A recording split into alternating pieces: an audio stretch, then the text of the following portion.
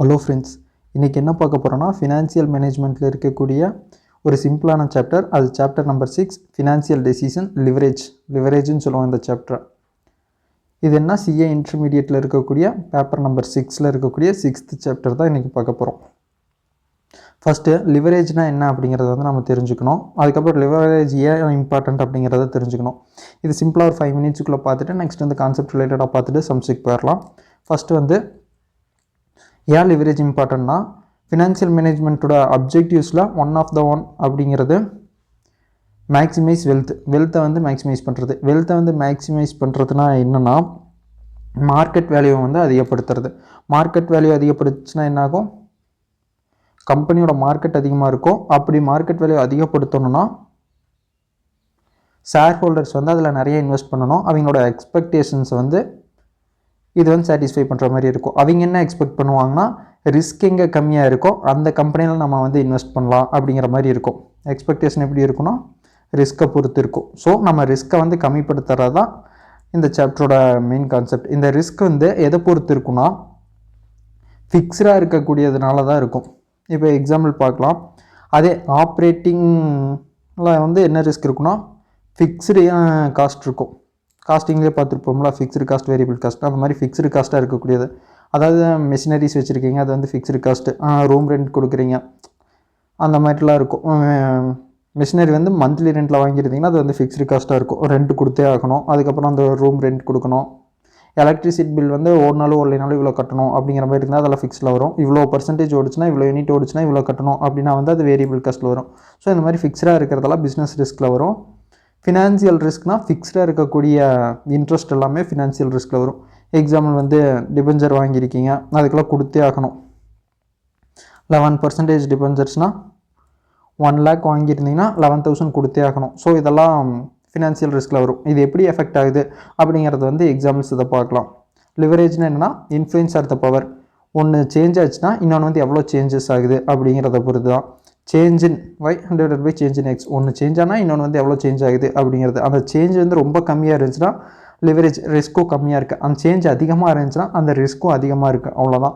Type of லிவரேஜில் வந்து first வந்து operating leverage, next வந்து ஃபினான்ஷியல் லிவரேஜ். இது ரெண்டையும் சேர்த்து பார்க்கக்கூடியது வந்து கம்பைன்டு லிவரேஜ். அது வந்து டோட்டல் ரிஸ்க் எவ்வளோ அப்படிங்கிறது வந்து இண்டிகேட் பண்ணுறது. இது வந்து இந்த எக்ஸாம்பிள்ஸ் மூலிமா பார்க்கலாம். இந்த சார்ட் வச்சே ஈஸியாக புரிஞ்சிடும். ஃபஸ்ட் வந்து ஆப்ரேட்டிங் லிவரேஜுங்கிறது, சேல்ஸ் வந்து ஒரு 100 ரூபா இருக்குது, வேரியபிள் காஸ்ட் வந்து ஒரு 40 ரூபா இருக்குது, அப்போ வந்து கான்ட்ரிபியூஷன் வந்து 60 இருக்குது. ஃபிக்ஸ்டு காஸ்ட் வந்து எனக்கு எவ்வளோனா, இது வந்து எல்லாமே தௌசண்ட்ஸ்னு வச்சுக்கோங்க. 100,000, 40,000, இது வந்து 60,000. ஃபிக்ஸ்டு காஸ்ட் எவ்வளோ இருக்குன்னா ஒரு 20,000 இருக்குது. அப்போ வந்து ஆப்ரேட்டிங் ப்ராஃபிட், இதுக்கு உங்களுக்கு அப்புறம் கிடைக்கக்கூடியதாக ஆப்ரேட்டிங் ப்ராஃபிட். அதை வந்து இன்னொன்று கூட சொல்லலாம், earnings before interest and tax. அப்போது ஆப்ரேட்டிங் ப்ராஃபிட் எவ்வளோ இருக்குன்னா 40%, 40,000 இருக்குது. ஓகே, இப்போ வந்து இந்த மாதிரி ஃபிக்ஸ்டு காஸ்ட்டே இல்லைன்னா எனக்கு எந்த ரிஸ்க்குமே இல்லை. ஃபிக்ஸ்டு காஸ்ட் இருக்கிறதுனால என்ன ரிஸ்க் அப்படிங்கிறத வந்து பார்க்கலாம். இப்போ வந்து சேல்ஸ் வந்து ஒரு 20% ஆர் 30% கம்மியாகுதுன்னா என்ன எஃபெக்ட் ஆகும் அப்படிங்கிறத வந்து பார்க்கலாம். ப்ராஃபிட்டு இப்போ வந்து சேல்ஸ் வந்து 100லேருந்து ஒரு 20% கம்மியாக 80 வந்து, வேரியபிள் காஸ்ட் வந்து ஒரு 40லேருந்து 20% கம்மியாகும் போது எவ்வளோ வரும்னா 32,000 வந்துடும். ஓவரால் எவ்வளோ இருக்குன்னா 48 இருக்கும். 48ல் 20 போயிடுச்சுன்னா ரிமைனிங் 22. இதுதான் வந்து EBIT ஆர் ப்ராஃபிட். இதனுடைய பர்சன்டேஜ் எவ்வளோன்னு கால்குலேட் பண்ணோன்னா இது வந்து 40% இருந்திருக்கு. ஓகேவா, ஆப்ரேட்டிங் ப்ராஃபிட். நெக்ஸ்ட் வந்து இது கம்மியாகும் போது எவ்வளோ வருதுன்னா 22 டிவைடட் பை 80 இன்ட்டு 100ன்னு போட்டிங்கன்னா 27.5% வந்துடுது. ஸோ ரொம்ப எஃபெக்ட் ஆகுது. இது ஒரு 20% தான் கம்மியாக இருக்குது, ஆனால் இது வந்து 27.5%. ஸோ அந்த பர்சன்டேஜ் வந்து அதிகமாக இருக்குது. அந்த பர்சன்டேஜ் சேஞ்சஸ் அதிகமாக இருக்கிறது எதனாலனா இந்த ஃபிக்ஸ்டு காஸ்ட்னால தான். இந்த ஃபிக்ஸ்டு காஸ்ட் மட்டும் இல்லைன்னா, இப்போ எக்ஸாம்பிள் இது தான் இருக்குன்னு வச்சுக்கிங்களேன், இங்கே வந்து 60 வந்திருக்கும். இந்த ஃபிக்ஸ்டு காஸ்ட் மட்டும் இல்லைன்னா இங்கே 60 வந்திருக்கும். நார்மலாக 20% கம்மியாகுதுன்னா 32 வரும். இங்கே வந்து எவ்வளோ இருக்குன்னா 48 இருக்கும். இங்கே ஃபிக்ஸ்டு காஸ்ட்டே இல்லைன்னா இதுவும் 48 தான் இருக்கும். இதுவும் 20% சேஞ்ச் தான், இதுவும் 20% சேஞ்ச் தான், இதுவும் 20% சேஞ்ச் தான். ஸோ ஓவராலாக எல்லாமே 20% தான் சேஞ்ச் ஆகிருக்கு. அப்போ கான்ட்ரிபியூஷன் எவ்வளோவா இருக்குன்னா 60 டிவைடட் பை 100 அங்கே வந்து 60% இருக்கும் கான்ட்ரிபியூஷன். அதாவது ப்ராஃபிட் வந்து 60% இருக்கும், இங்கேயும் ப்ராஃபிட் வந்து 60% தான் இருக்கும். ஸோ இது ரெண்டுலேயுமே எந்த டிஃப்ரென்ஸுமே இல்லை. ஸோ இந்த ஃபிக்ஸ்டு காஸ்ட்னால தான் இந்த டிஃப்ரென்ஸ் வருது. அதுதான் பிஸ்னஸோட ரிஸ்க். இதுதான் சிம்பிளாக சொல்ல போனால் கான்செப்ட். இதை வச்சு நம்ம ஒரு ஃபார்முலா க்ரியேட் பண்ணோம்னா இந்த சேல்ஸு சேஞ்ச் ஆகிறனால வரக்கூடிய ப்ராஃபிட் எவ்வளோ சேஞ்ச் ஆகுது. ஃபஸ்ட்டு வந்து சேஞ்ச் இன் ப்ராஃபிட் அல்லது இபிஐடின்னு வச்சுக்கலாம். சேஞ்ச் இன் இபிஐடி ப்ராஃபிட் தான் ஆப்ரேட்டிங் ப்ராஃபிட்டாக. ஸோ அதனால் change in EBIT divided by எதனால் சேஞ்ச் இன் சேல்ஸ். இதுதான் ஆப்ரேட்டிங் லிவரேஜ். இதுதான் concept. Operating leverage equal to change in EBIT divided by change in sales. இதை வந்து நம்ம பர்சன்டேஜாக பார்ப்போம். பர்சன்டேஜ்னால் எத்தனை பர்சன்டேஜ் இங்கே சேஞ்ச் ஆயிருக்குன்னு பார்த்தோம்ல. இங்கே 60%, இந்த 20%, 60%, 60%, இது வந்து 40%, இது வந்து இந்த மாதிரி பர்சன்டேஜாக பார்க்குறோம்ல, அதுதான் percentage change in EBIT divided by percentage change in sales. இதை வந்து நம்ம மேத்தமெட்டிக்கலாக வேறு மாதிரி கூட மாற்றலாம். எப்படி மாற்றலாங்கிறத வந்து பார்க்கலாம். இதை வந்து நம்ம இதை வச்சு வேறு ஃபார்முலாவாக பண்ணலாம். டிகிரி ஆஃப் ஆப்ரேட்டிங் லிவரேஜ் அதை வந்து நம்ம வேறையாக கன்வெர்ட் பண்ணலாம். இப்போ change in EPIT percentage change in percentage நம்ம எப்படி கண்டுபிடிப்போம்னா எவ்வளோ பர்சன்டேஜ் எவ்வளோ சேஞ்சஸ் ஆயிருக்கு சேஞ்ச் இன் இபிஐடி அப்பான் நம்ம வந்து ஓப்பனிங் ஒரு இபிஐடி இருக்குல்ல, அது நியூ இபிஐடி எடுத்துக்க மாட்டோம், ஓல்டு இபிஐடி எடுத்துக்கும். அப்போ தான் எவ்வளோ பர்சன்டேஜ் சேஞ்ச் ஆயிருக்கு அப்படிங்கிறது தெரியும். அதே divided by percentage change in சேல்ஸை நம்ம எப்படி எழுதலாம்னா சேஞ்ச் இன் சேல்ஸ் அதாவது கியூன்னு வச்சுக்கலாம் divided by percentage change in sales.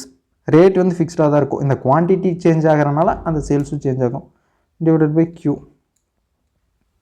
இதை வந்து அப்படியே அதான் இங்கே எழுதியிருக்காங்க. நெக்ஸ்ட் இதை அப்படியே கன்வெர்ட் பண்ணலாம். இபிஐடி நம்ம எப்படி எழுதலாம்னா EBIT equal to quantity into rate போடணுமா, ரேட் நம்மளுக்கு தெரியாது. So sale value minus variable cost. இதனால உங்களுக்கு என்ன கிடைக்கணும் quantity into sales minus variable காஸ்ட்னா இது வந்து ஒரு 100 rupees இருக்குன்னு வச்சுக்கோங்க. 60னா குவான்டிட்டி இன்ட்டுனா எவ்வளோ ஆயிருக்குன்னா குவான்டிட்டி 100னா 100 இன்ட்டு 40 4000 ஆயிருக்கும். இந்த மாதிரி தான் மைனஸ் ஃபிக்ஸ்டு காஸ்ட். இதுதான் இபிஐடி. சேஞ்ச் இன் இபிஐடி எப்படி கண்டுபிடிக்கிறனா சேஞ்ச் இன் குவான்டிட்டி. இதான் formula. Sales quantity selling price per unit எஸ்னா வேரியபிள்னா வேரியபிள் காஸ்ட் பர் யூனிட், எக்ஸ்டர்னல்ஸ்னா சேஞ்ச். மேலே பார்த்து இதை தான் இந்த மாதிரி ஃபார்முலாவில் மாற்றிக்கிறோம். இந்த ஃபார்முலாவில் மாற்றும் போது இது ஓவராலாக நம்ம சேஞ்ச் இன் இபிஐடினா இங்கே வந்து இந்த இது மட்டும் டெல்டா மட்டும் ஆட் ஆகிக்கும். Delta means change.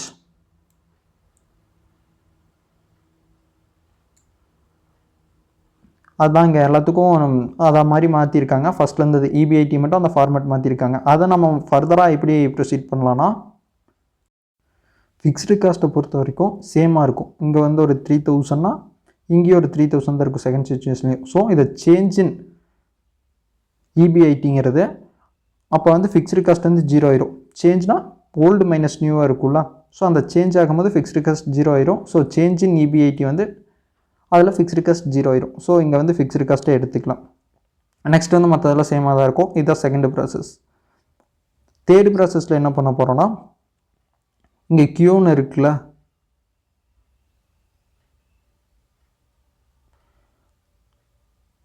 இந்த change in Q divided by change in Q அதை வந்து கேன்சல் பண்ணிடுறோம். நெக்ஸ்ட் வந்து இங்கே கியூன்னு இருக்கும், இங்கேயும் கியூன்னு இருக்கும். இதை வந்து கேன்சல் பண்ண முடியாது, ஏன்னா இங்கே மைனஸ் எஃப்னு இருக்குது. இது எல்லாமே இன்டூ உள்ள மைனஸ் எஃப்ங்கிறது ஒன்று இருக்குது. ஸோ கேன்சல் பண்ண முடியாது. சேஞ்ச் இன் கியூ மட்டும் கேன்சல் பண்ணுறோம். நெக்ஸ்ட் அதை சிம்பிளிஃபை பண்ணனா quantity into sales minus variable cost. இது என்னது sales minus variable cost into quantity, உங்களுக்கு வந்து கான்ட்ரிபியூஷன் கிடைக்கும். இதை சிம்பிளாக சொல்லணும்னா Q into S minus V equal to contribution. Next என்ன இருக்குன்னா Q into S minus V. இது வந்து என்னென்னா கான்ட்ரிபியூஷன் மைனஸ் ஃபிக்ஸ்டு காஸ்ட் இருக்குது. So contribution minus fixed cost நம்ம என்னென்னு பார்த்தோம் EBIT. ஸோ இந்த ஃபார்முலாவை நம்ம எப்படி எடுத்துக்கலாம்னா degree of operating leverage is equal to contribution divided by EBIT. இது இதனுடைய கால்குலேஷன்ஸ். இதை வச்சு நம்ம நிறைய சம்ஸ் கூட பார்க்கலாம்.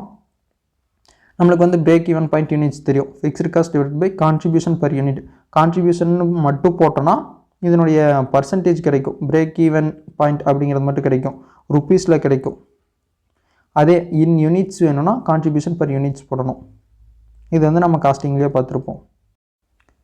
இது ரிலேட்டடான ஒரு எக்ஸாம்பிள் சம்ஸ் பார்த்துட்டு அதோட இதை வந்து வைண்ட் அப் பண்ணிக்கலாம். நெக்ஸ்ட்லேருந்து இல்லஸ்ட்ரேஷன்ஸ்லாம் பார்க்கலாம். இது வந்து சிம்பிள் தான். மேலே பார்த்த கான்செப்ட் அப்ளை பண்ண போகிறோம்.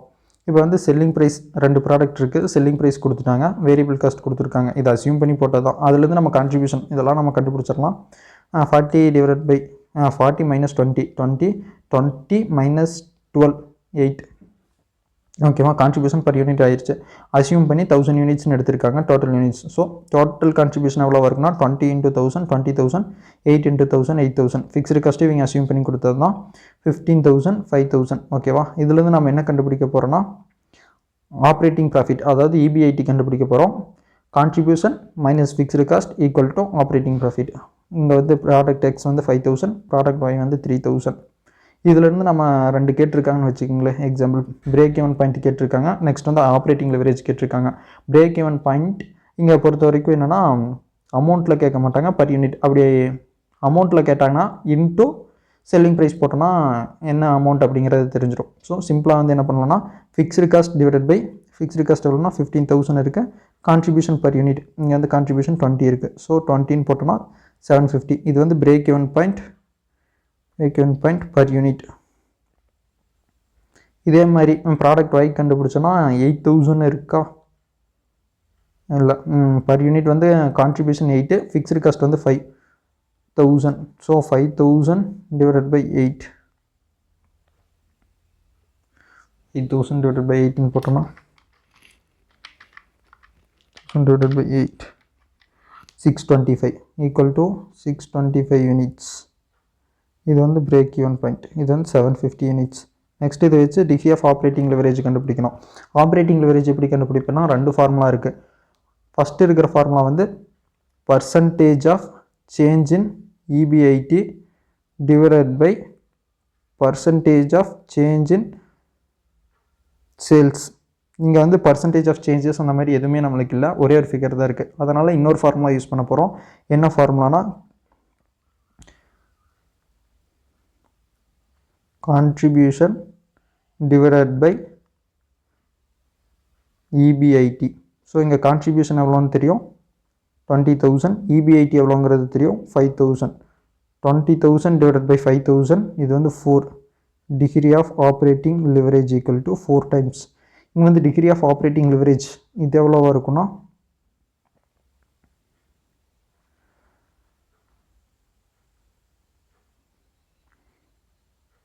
கான்ட்ரிபியூஷன் எவ்வளோனா 8,000 டிவைடட் பை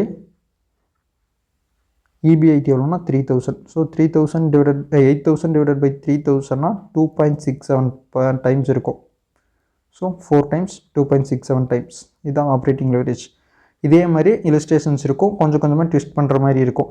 போக போக பார்க்கலாம். தேங்க்யூ.